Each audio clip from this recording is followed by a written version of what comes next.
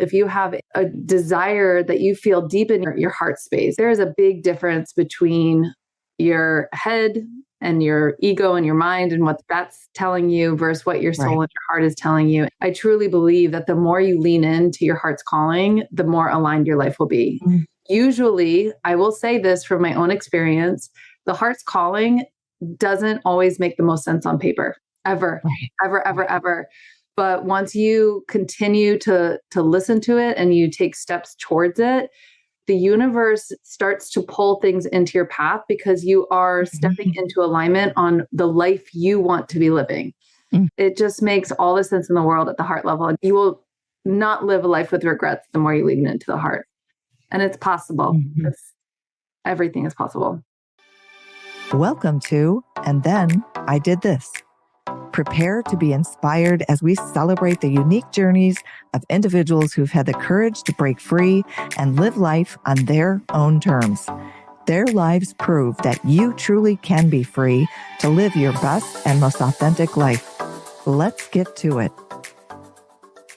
Welcome to another episode. Today, I have a very special guest. Jessica Berg is the founder of Moonrock Wellness, where she helps female professionals connect back to themselves with online classes, including yoga, meditation, breathwork, sound healing, and one-on-one coaching. Jessica invested 2 decades of her life doing corporate work, which is where we originally met, before launching out on her own to found Moonrock Wellness.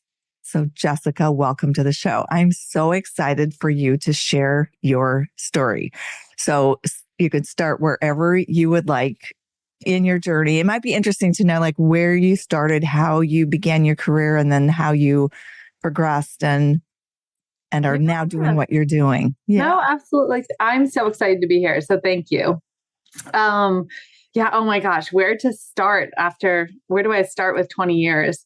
I mean, when I look back at where I started versus where I am today, I really do see that every role I had within my career kind of led me to exactly where I am right now. And it's funny because I was talking about this to someone, my husband, talking about this to someone else, my husband. We were talking the other day and I was just talking about, we are so kind of like trained to just check the box and, graduate high school, check, go to college, check, right out of college, just get a job. That's all you need. You just need a job that pays a salary. Right. And I remember even being talked out of pursuing a degree in art because that wasn't, and not by my parents, but more my uncles, that wouldn't pay the bills, So it's just like we're constantly trained of doing what is expected of us. Right. And even in the course of my 20 years, like even hitting burnout and everything, I didn't really step back and question why I was kind of putting myself through the long hours, the high fight or flight stress. And it wasn't until the last 5 years where I really started to just ask myself, there's got to be a different way to make a salary and also to experience life. Why does it, have to be one or the other? And that's kind of where I started my venture and what's brought me to the other side. To the other side, making the leap. Yeah. Making the leap. Yes. Oh my goodness. So how did you start getting, I call it stacking skills, because we add on one thing after the other until we have this array of skills that we can offer the world and things that are way more in alignment with where our heart is at. Probably. So how did you start that while you were in your corporate roles? Because obviously I'm presuming you did some of that while you were still absolutely saddled up as an executive. Oh God, absolutely. Yeah. Burning the candle at both ends for a little bit there. Yeah. But honestly, it all started with the work on myself. Like I hit some pretty bad burnout. It was before COVID happened. So I can't blame it on COVID by any means, but I had been burnt out before in the agency days where I feel like everyone who's been in an agency has 1 or 2 stories of burnout. And I thought I had put boundaries in place to to make sure that that wouldn't happen again. But I threw myself in it. I'm a type A hyperachiever. And what I know now is that I didn't do some of the deep inner healing work in order to maintain those boundaries, the people pleasing, the fear, the limiting beliefs, all that other stuff. But there was one time where, but my burnout really peaked, where I was working like 10, 12-hour days, weeks on end. And I wasn't really owning my calendar. I was letting the demands all come kind of piling on at me. I was taking on other people's work to try to compensate for where other people might not be showing up, et cetera. And I had 2 young kids. And I remember there was one night my son came up to me and I was at the dinner table, we had finished eating dinner, but I was still working. And he came up to me and was like, "Mommy, I drew you a picture." And it was this little picture, and I have it above my desk because it's a constant reminder for me to always, remember that moment because it was really pivotal. And it was a picture where it was 2 stick figures, obviously him and me, and he was holding an umbrella over me, and above there's lightning and a thunderstorm going. And he said, "I'm protecting you from being sad and from getting hurt." And because he was seeing the stress that it was taking on me, and he was seeing how unhappy I had become. And I remember taking that picture and I thanked him, and I walked up to my bedroom and I just collapsed on the floor and I just started bawling my eyes out because I'd gotten to a point where my whole life was work, and the buildup of the resentment was very strong in how I felt towards my work because I was seeing the amount of time that I wasn't present with my kids and my husband, myself. And it was in that moment where I started changing things drastically, and I started putting those boundaries in place, but I really started working on the inner child work. I started working, like kind of asking what caused me to get to this point. And it's by reflecting inward and doing that healing work on myself that I started to build kind of the tools and the mindset and the strategy to put a balance in place between work and life. And that's where I was able to see you can have an excelling career and a personal life. You don't have to have one or the other, but you're the one who's dictating what that looks like. And that's what I wanted. I see so many women time and time again, and men too. I just have more, empathy being a female myself and a working mom. I just see time and time again where the same thing, we're just constantly prioritizing other people's needs before our own. We're losing connection for ourselves. I mean, I can't tell you how many people I talk to where they're like, "I just don't have time to even go for a walk." And it's like, oh my gosh. And then they get the walking treadmills to work under their desks because God forbid, they walk away from their desk. And it's just, so from that moment on, for my own healing, I started to kind of build the skill sets to create those boundaries and that balance. And then that's where I decided, this is what I want to do. I want to help other women live a more balanced life, have abundance, be present, and really connect back to themselves. And that's kind of where it was all born.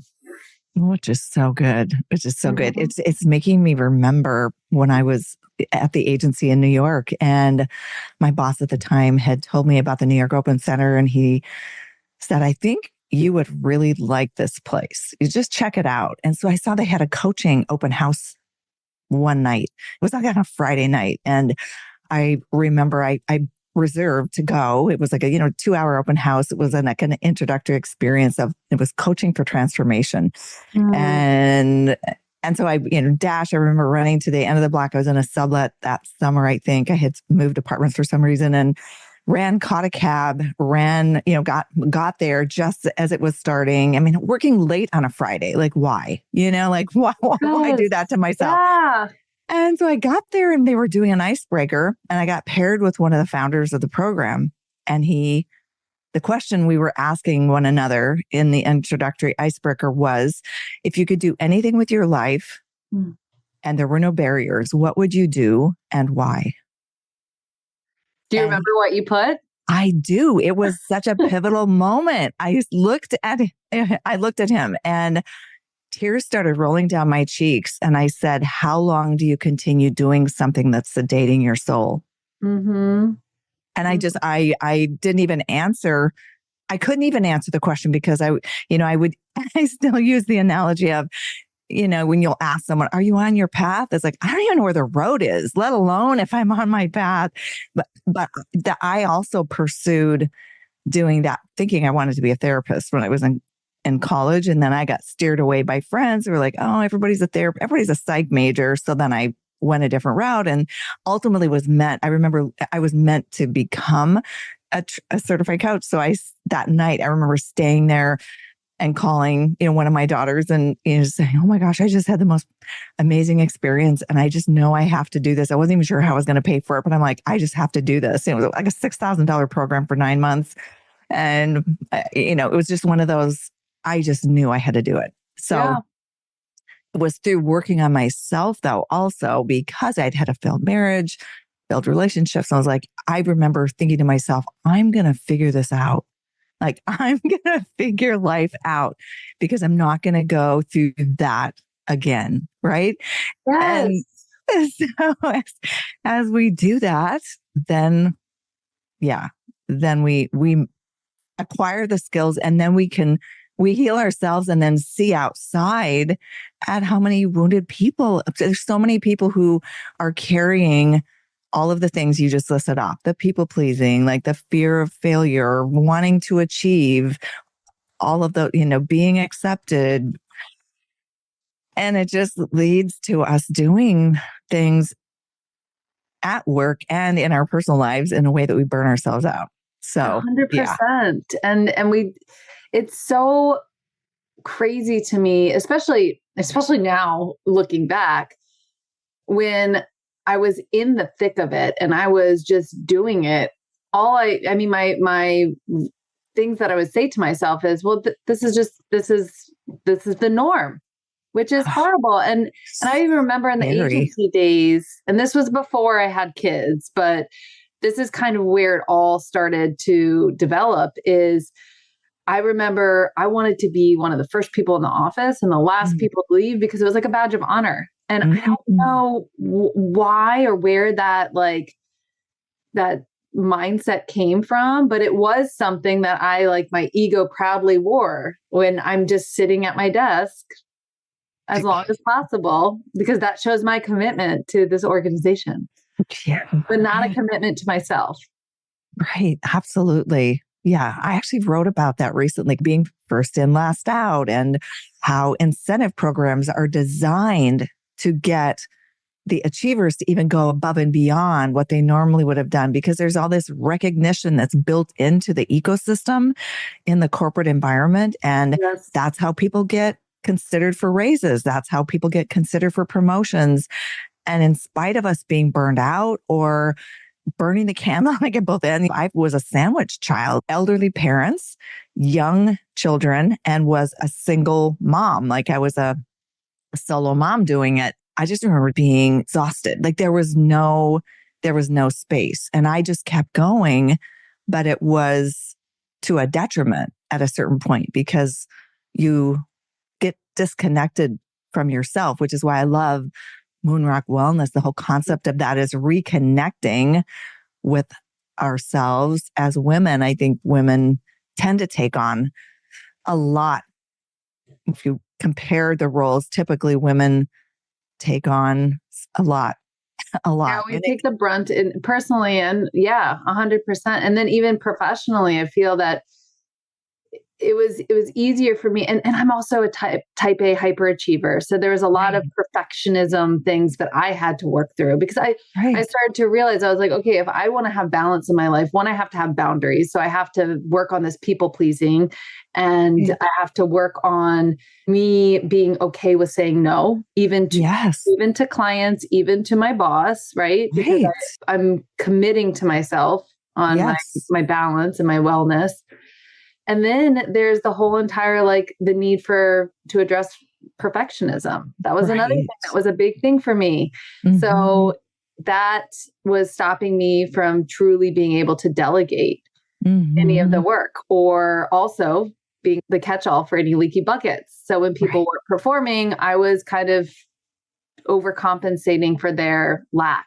And that's just, it's a recipe for complete burnout. And like you said, just absolute disconnect from who you are and disconnect from your body too. That's where I feel the whole entire everything starts, is our presence with our body. And absolutely, you lose connection with that when we're just sitting at our desk, working, fight or flight stress, pumping cortisol pumping through us.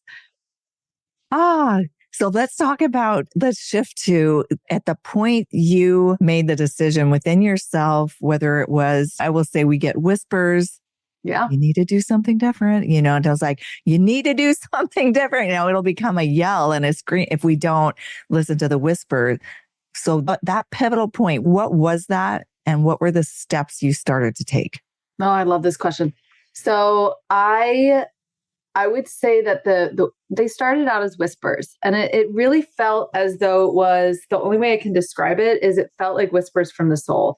It was a pull, like a soft little pull from the heart that just was like, there's something else out there. There has to be something else that I can be doing with my life. And it was very much centered around wanting to have a positive impact and having a life that felt more purpose-led versus ego-led. And like, it starts with that one little whisper, and then you lean into it, and then you start getting curious. And it's like, well, what could this look like? And I remember I first started I was like, I'm going to write a book. That's what it is. And then I have my whole entire outline of it. And while I still do want to write a book one day, it's definitely not what I ended up doing, but it was a stepping stone. And I think that it all starts with that curiosity and that pull from the heart. And then just starting to develop, over time, it does become more clear, and being open to the shape shifting. So when I got this vision of Moonrock, it was going to be a brick and mortar. It was going to be, I was going to have yoga and all this healing and wellness. And then I was going to have healthy food so that it could be like a community center and music and all this stuff. My husband, when I approached him with this, was having heart palpitations, because here I am suggesting leaving my high paying corporate career and opening up a brick and mortar in Southern California, where the lease is we live by the beach. So you can only imagine what that lease amount is. But then obviously through some coaching that I had signed up for, I realized that online was definitely more my avenue. And then it just kind of started to morph. But there was a lot of steps that I had to take. Like I said, once I had the idea and once I had the vision of what this business was going to be, and I knew it was almost without question, it was, this has to happen. And I'm going to do everything in my power to make it happen. So I started waking up at 4 a.m. for 2 years so that I could work on Moonrock before my kids woke up, and then before my corporate work, right? I would work weekends. And that's where I was kind of burning the candle at both ends, but I knew there was a light at the end of the tunnel. It wasn't something I was going to do forever. And then just the internal work, then the shadow work and the inner child work that I had to do to really start to peel back the layers of the systematic beliefs and mindsets that had been ingrained in my system from day one. Right. Being okay with detaching myself from the ego and my identity with this career, and being okay with doing something that not everyone does. And that goes against the grain, but goes completely in line with my soul. Even the limiting beliefs, the being okay with the whole entire mindset of 40-hour work weeks. I mean, why is that the bar? And I would say the minimum that some of us strive for. Right. And starting to shift that mindset, right? Absolutely. So there's a lot of inner work that I had to go through. And I got a coach, and it completely helped guide me. It kept me accountable. And I just kept evolving internally. And then I got to the point where I was like, I'm ready. Yeah, I hear all of that. Yeah. It's just the whole journey of that. It brought me back to at the point that I was in New York, and I had always said, I will never live in New York, and then wound up moving there twice for jobs, for agency roles. And I remember sitting on a park bench in overlooking the Hudson River. And I also had gone through the coaching program and had actually hired one of my peers to coach me. And I remember I was wanting to leave. I was wanting to get out of New York. And I said to her, but I don't think I can make this kind of money if I move back to the West Coast or if I leave here. And she just asked this one question and it shifted everything because I had tears rolling down my cheeks. And she said, is that the truth or is that a story you're telling yourself? Yes. And it stopped me, right? Literally, it was like a light bulb came on.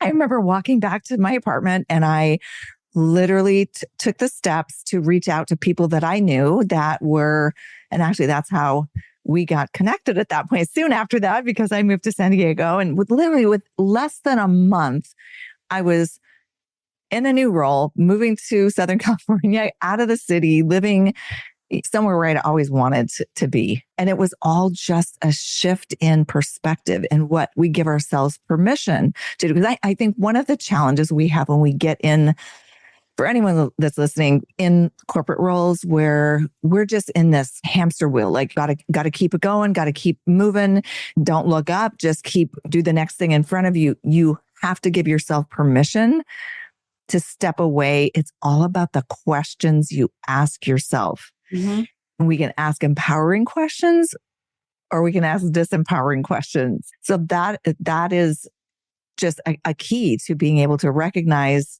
what else, to your point, like you knew there was something else you were meant to be doing other than the type of life that you had created up to that point. And especially with young children. I mean, it's 100%. And that's a whole story in itself. A whole nother thing. And I feel that when we fear is very much something that we tend to default to. I saw this quote, which stopped me in my tracks, where it was like fear and belief so fear in the unknown and belief in like the best possible outcome are both based off of unknown situations. Mm-hmm. But as humans, we are just trained to default to the fear of failure, the fear of not being accepted, the fear of whatever it might be, fill in the blank. But what if we started to put more energy into the possibility? Because we all are limitless, anything you put energy into and passion and belief into, it's going to grow. And it's a complete mindset shift to start, one, being mindful of the fear when it comes up, but then also to start asking yourself the question, what's the worst that can happen? Exactly. Because when you make a leap like this, it doesn't impact, in most cases, if you're married, if you have kids, it's not going to impact just you. And coming from a place in digital marketing, it brings a good significant salary, which is why the golden handcuffs are absolutely a legit thing. Right. So when you're on this path and you want to make a leap, there's other people that you are taking into consideration. And having my husband on board was obviously like a requirement. Yeah. So the two of us, I'm more the, just anything can happen. Just believe in the positive. Just do it. Just do it. And he's more of the, but this could happen and that could happen. I like to say we balance each other out pretty well. Right. Like the balloon floating up in the air, and he's the one like, come back down a little bit. But getting him to come on board. And I remember I was kind of prepping myself after a year and a half of me working towards this and getting to the point where I knew I couldn't do both for much longer. And I also knew that I wasn't going to be able to grow my business to where I wanted it to be by putting an hour and a half a day into it. Right. So I wanted to have a serious conversation with him and just really make sure that we were on the same page as far as like me taking the departure, because I was in strategic sales before I left. And there was a sales book that we had laying around the house, and the question that the whole thing that this guy talks about is ask yourself, what's the worst that can happen? And so that's what I kind of proposed to him. It's like, well, what's the worst that can happen? And also to myself, the worst that can happen, God forbid, it doesn't work out. And I have to figure out and circle back to where I started, right? Or to me, the worst that could happen was me regretting not taking the chance on myself. Absolutely. Like that's something, if I get lucky enough to live past 80, maybe 90, when I'm on my deathbed, that's something I regret. Yes, absolutely. Yeah. That was my driving force, really. Yeah. That's that quote from one of the coaching books that I read. Really? From Donna Markova saying, I will not die an unlived life. I love that. And we have to challenge ourselves because what you said at the very beginning, we are just conditioned from 0 to 7 and into high school. I remember telling my mom I wanted to travel once I graduated from high school. And I know she was in a more traditional role where she wanted to be a teacher. She wanted to go to school and then didn't get that opportunity. So she was not able to pursue anything professionally for herself. So she was committed that I was going to go to school. And then I just, remember graduating like, oh, I want to move to New York and work for an agency or a magazine. And her saying, oh, that's so far away. Are you sure? And then I got swayed and didn't do it. Ultimately, there I was like later in my late 40s, like early 50s going to New York and wound up doing that. So, whatever we're meant to do, I think our path will ultimately wind up getting there. Always finds us. Yes, absolutely. I know that you have got to have, because you're fairly new into this. So I like hats off to you. You're a month, a little over a month and a half going on into your new venture. So what are the things that you're doing to keep yourself on track when doubts come up, when uncertainties come up? Any words of advice you would have for people to stay the course? Yeah, I think and I was actually, it's funny you asked that because I was having this pep talk with myself this morning and it's a constant, right? I mean, when I decided I was ready to take the leap, that readiness was not from a financial standpoint for my business. My business wasn't nowhere near where I financially wanted it to be, but I had gotten it to as far as I could take it. So the readiness was emotionally and mentally like at my knee. And then now kind of being 6 weeks on the other side, I'm definitely the happiest I think I've been in decades, which is amazing. Wow, so good. I was thinking this morning because I was thinking about my numbers and all this other stuff. And I had to remind myself, like, you have to look at your progress in 6, 12, 18-month increments. Like you cannot look at your progress on a day-by-day level because that is going to, the growth is more of a long-term growth. The shifts are more long-term. And when you look at that, when I think about 6 months ago from where I am today, there's huge milestones and shifts that I've made and built and created. Even the numbers are, promising.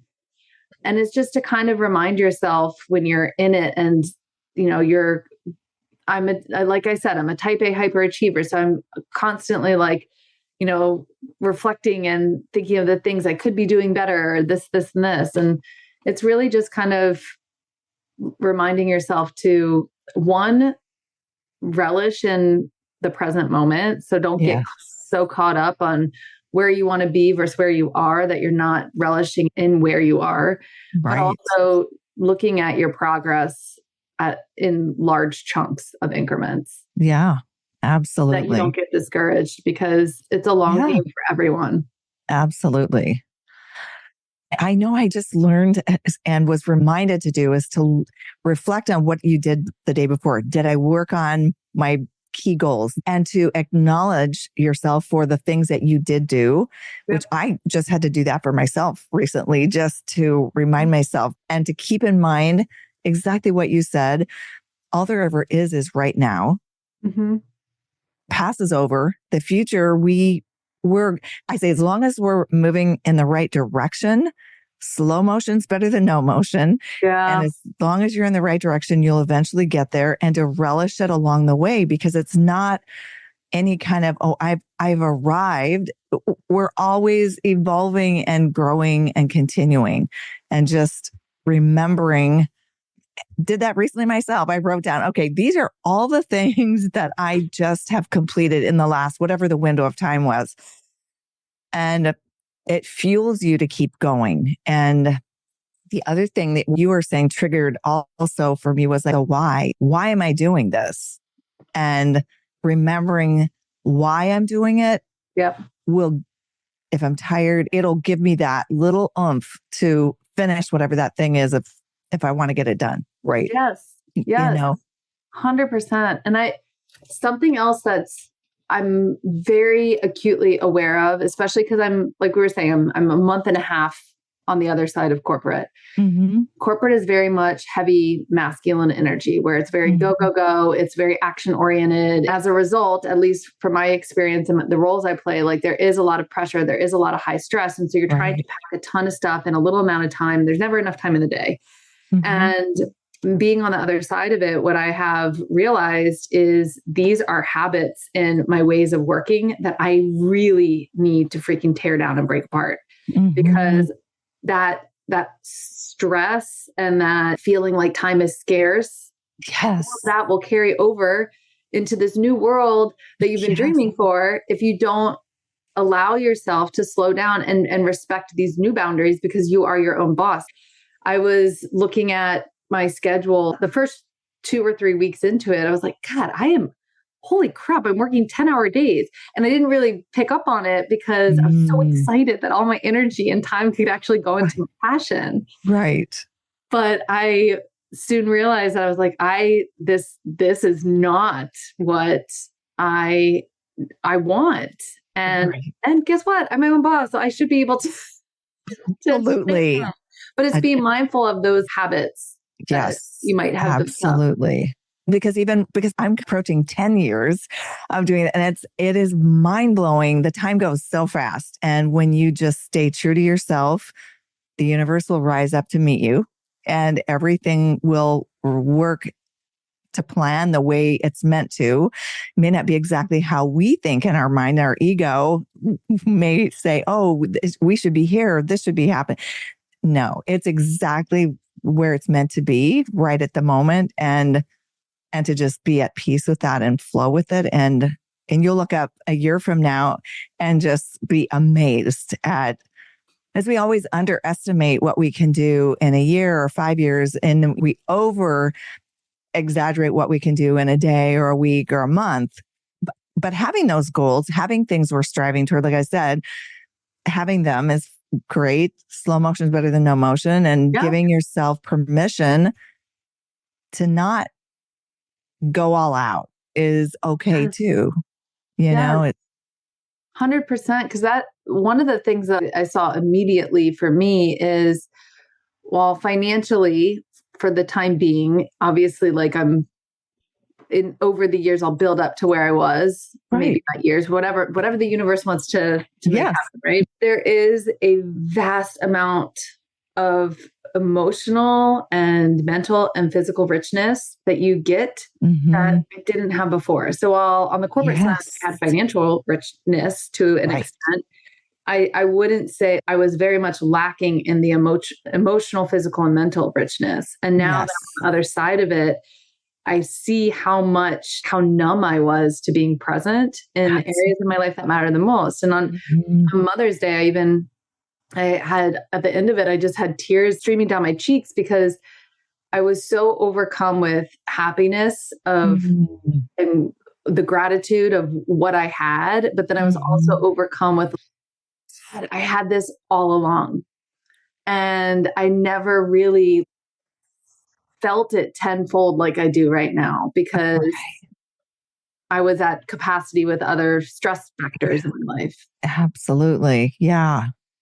I hear you on all of those levels. Not until we can step out of the demilitarized zone that we can realize, oh, wow, I had all of these things all along.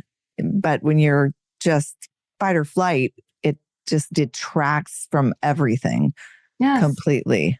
Yes. And I fully believe that you can have it all. You can have a successful career. You can have a successful, abundant personal life, but you just have to make sure that you're maintaining a balance and respecting those boundaries. I remember there was an executive that before I left my corporate, there was an executive client of ours doing a fireside chat, and she was like, "You can have it all, just not at the same time." And I was like, "Why not? Why can't you? Maybe you're."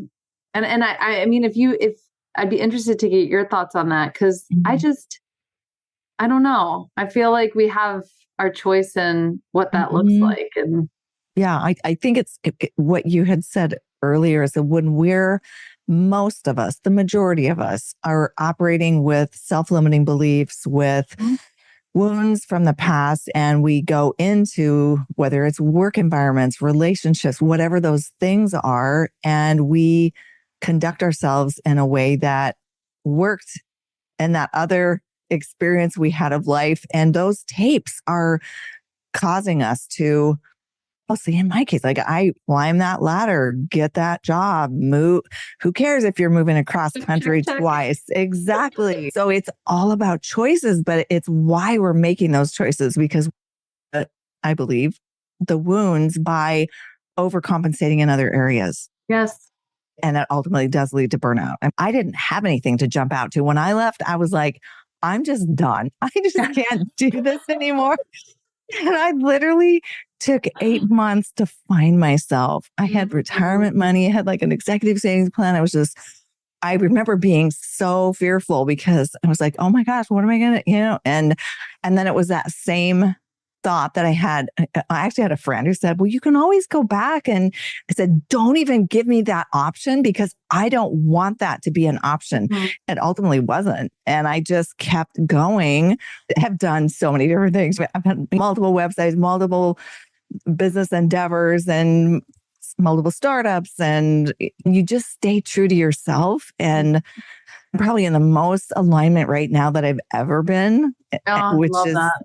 Yeah, which is just so soothing to my soul. And it's created a life that I love and that I'm peaceful, which is why I'm wanting to help other people realize there are other options. You have to just give yourself permission. So this is one of the final things I'll ask you is, what advice would you have for someone who they're listening to this, they're burned out, they know that they need to be doing something different, or they maybe know someone else that needs to hear this? What advice would you give someone who is needing to make a change? What are the first steps that you would suggest that they do to get more in alignment with themselves?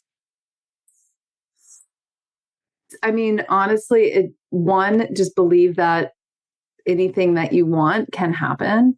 I truly, truly believe that. And that if you have a pull, if you have a desire that you feel deep in your heart space, there is a big difference between your head and your ego and your mind and what that's telling you versus what your soul and your heart is telling you. I truly believe that the more you lean into your heart's calling, the more aligned your life will be. Usually, I will say this from my own experience, the heart's calling doesn't always make the most sense on paper, ever. But once you continue to listen to it and you take steps towards it, what you will see, kind of what you said, is like the universe starts to pull things into your path because you are stepping into alignment on the life you want to be living. And that's where all of a sudden things just start to make sense. I did it when my husband and I left. We lived in California. We moved to Chicago to be closer to family. And then we wanted to come back to California. Financially, it made no sense. Absolutely no sense on paper, but we did it. And we are extremely happy, and it all worked out. And the same thing with my leap. On paper makes no sense, but it just makes all the sense in the world at the heart level. You will not live a life with regrets the more you lean into the heart. And it's possible. Everything is possible. I love that. Love that so much. So Moonrock Wellness, how can people get in touch with you? I will put the links in the show notes below, but where can they go? Yes, thank you. The website is moonrockwellness.com. And my Instagram handle is moon_rock_wellness. And you can DM me, you can email me, jessica@moonrockwellness.com. I would love to hear from you. Right now, I have my Connect Back to You coaching program open. So there's spots available. And then I also have a wellness membership. So for busy women professionals, if you want to have daily wellness, there's yoga, meditation, breathwork, sound healing, all for a super low rate. So just reach out. I love connecting with people. So good. Just so good. Thank you so much for coming on and sharing your story. It's inspiring and encouraging. And just like you said, we don't have to know. I always say God gives us enough sunlight for the day and then takes it away so that we rest and come back the next day and things are new and refreshed and we start over again. And so give ourselves permission to not have all the answers, but to follow our heart, stay connected with your heart, and you'll never be steered wrong. Yes, 100%. I love that. I'll have to have you on again down the road. Then we'll do an update on what's happened and where you're at and all of that. So thank you so much. Oh, I would love that. Thank you, Lorraine. Thank you so, so much. Okay. Bye. And that's a wrap on another episode of And Then I Did This, celebrating the lives of those who've walked away from the beaten path to pursue work and a life that nourishes their soul. If you're feeling inspired and ready to explore your own path to freedom, check out youcanbefree.life, where you'll find resources and support to help you break free and live life on your own terms. See you next time.